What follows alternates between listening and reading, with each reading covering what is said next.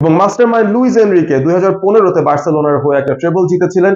তার coaching credentials নিয়ে কিন্তু কোনো ধরনের ডাউট থাকতে পারে না। সুতরাং যখন একটা ফ্রেশ স্লেট তিনি পেয়েছেন, যখন তিনি একটা দল পেয়েছেন, ইনস্টেড অফ ইন্ডিভিজুয়াল ক্যারেক্টার্স যাদের উপর আলাদা একটা নজর ফুটবল বিশ্বের থাকে, তখনই কিন্তু পিএসজি সাফল্য পাওয়া শুরু করেছে। ওসমান দেমবেলে, যাকে নিয়ে মজা করা হতো যে তিনি মাঠে যতক্ষণ থাকেন তার চেয়ে বেশি হসপিটাল বেডে থাকেন, সেই ওসমান দেমবেলে বার্সেলোনায় ব্যর্থ।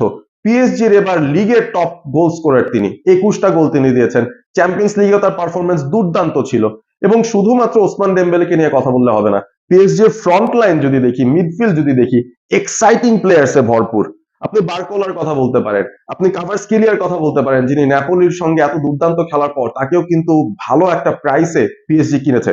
তিনি কিন্তু গ্যালাকটিকো সাইনিং নন, মাত্র 24 বছর বয়স, বাট জর্জিয়ার এই ফুটবলার এই মুহূর্তে পিএসজি কে কিন্তু দারুণ একটা জায়গায় রাখছেন তার ইউটিলিটি ফুটবল দিয়ে।